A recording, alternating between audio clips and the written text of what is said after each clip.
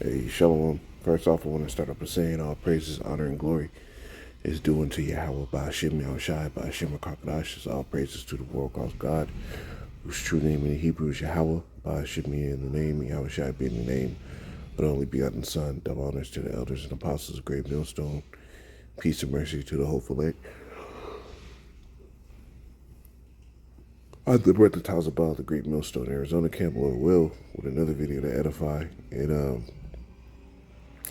yeah, man, here we have it, another event, and I'm gonna play this video, and I don't know, man, who knows, could this be Esau setting this up for the next phase of this thing to push forward? It's looking and sounding like it. A major news channel says the words that this dude says. I'm gonna play this, Lord will this be edifying, man, bros, and get some precepts.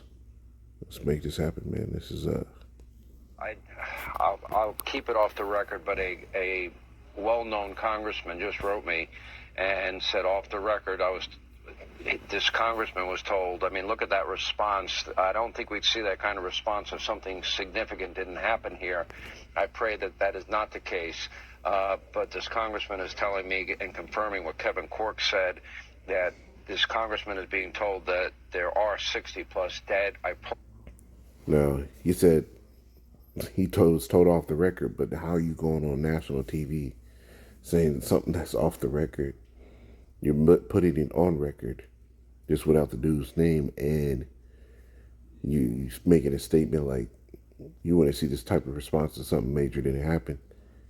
Well, in a time where you have heightened tensions and constantly they're putting on the news that we have these terror ISTs in the country. They're doing mass deportations. The threat of war is all around, and this dude is making statements like this. This is all scripted. This is Esau literally using the media, and it sounds like he could be setting something up. I can't say for sure, but looking at this thing in the spirit, this is more than likely a setup to justify some type of action coming down the line. This is 2 Corinthians 2:12. It says, "Least Satan should get an advantage of us, for we are not ignorant of his devices." Right? We're not ignorant of his devices. That media, in their word choices, like the scriptures say, to shoot their arrows, even bitter words, they use the media and their talking points as a means of a weapon, right? Because they're setting snares.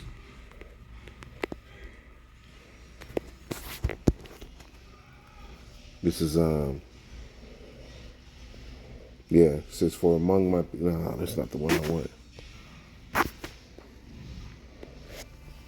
Let me see if I can find this real quick, man. This is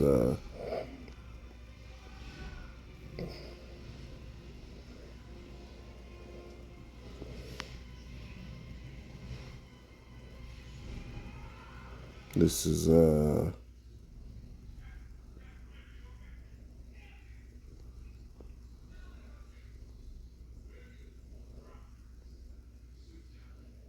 here it is, Psalm 64, and I'll start it. 2. It's hide me from the secret counsel of the wicked, from the insurrection of the workers of iniquity. And who's the wicked? Esau, Edom. They're the ones who own the media. They're the ones who own the printing presses, the publishing rights, all that. Right? Who whet their tongue like a sword and bend their bows to shoot their arrows, even bitter words that they may shoot in secret at the perfect. Suddenly do they shoot at him and fear not. They utter all type of policy, all type of slander against the children of the Most High. And they don't fear. They don't think there's going to be any recourse for that. That's why the scriptures talk about how does the precept go? I had it in my head. Man, damn, Lord would come back to me. It says, verse 5 says, they encourage themselves in an evil matter. They commune of laying snares privily. They say, who seeth them? And this is a snare privily. I mean, just the word choice alone. Like, keep it off the record, but a well-known congressman just wrote me and said off the record, this congressman was told. I mean, look at that response. I don't think we'd see that. I mean, look at that response. I don't think we see that significant response if something didn't happen. Well, if a plane crashes and a helicopter collides with it, of course niggas died. So that's not the obvious that they're pointing at. The thing he's issuing out is that there had to be some foreign play at hand, and this has to be a terror dome attack, right? You got to use your words with salt in this thing, man, to make sure they don't take down all the videos. But that's what they were saying. So this could very well be the event that they use to set up the snare, because they have a prescribed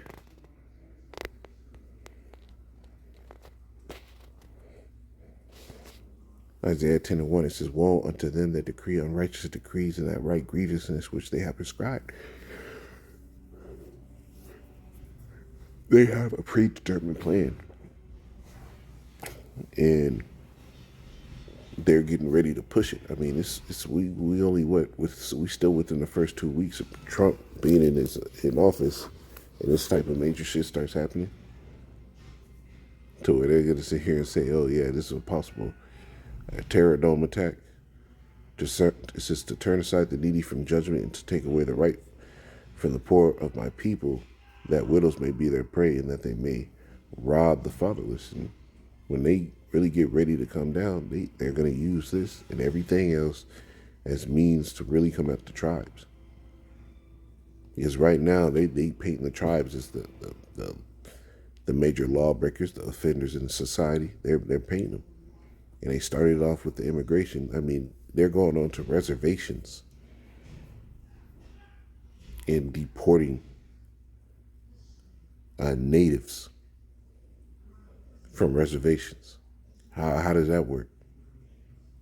Then you had Trump just come out and sit here and say they're going to use Guantanamo Bay, that has 30,000 beds, to house heinous criminals, right? And like, hey, they're going to sit here and label you, the Israelites. It don't matter if you're in the truth or not, as being the heinous criminals, man. So they're justifying coming down with that great wrath, and they're using the situation to do so. Now, how they spin this, we'll see. But there's a reason why these things are happening, man. This is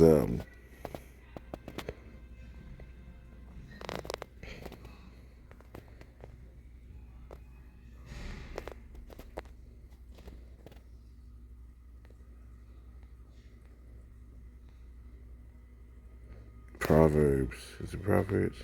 Yeah, Proverbs 25:2. It says, it's the glory of the Most High to conceal a thing, but the honor of kings to search it out. This is what we've done, right? We went through the scriptures. We've been given that honor to be able to delve into the scriptures, see exactly what's going on, and compare the scriptures to things we see in the world, to come to the conclusion that this is the course, how things are playing out, right? And this might very well be an event that they're going to use to push that forward, man. To push that forth. What the scripture says, it says,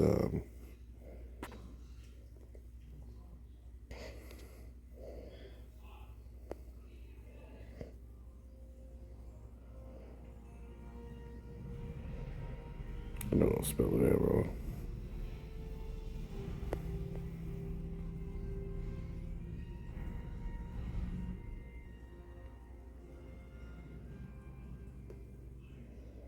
Malachi 1:4. It says, but cursed be the deceiver. Who's the deceiver? Esau Edom, which hath in his flock a male, and vowed and sacrificed unto Yahweh a corrupt thing. For I am a great king, said Yahweh of hosts, and my name is dreadful among the heathen. So this devil was made up to deceive. That's in Revelation, right? He going out to deceive the world. Let's get that.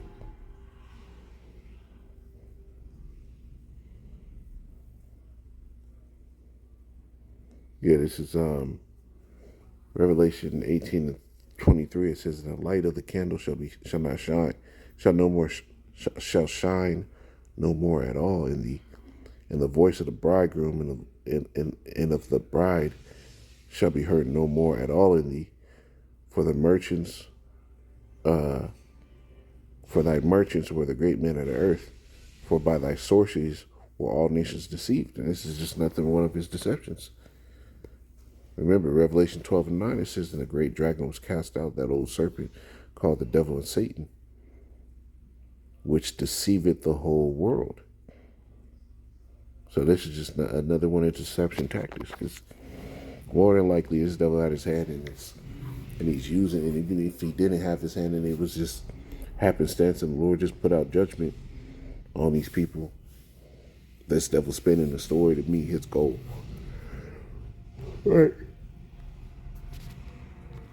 But I just wanted to make something off that real quick. Man, Lord will, that was edifying. I'm going to say, call law, Yahweh Shemar Shai, by Shemar Crocodile. Double honors to the elders and apostles of Great Millstone. Peace and mercy to the hopeful elect. Shalom.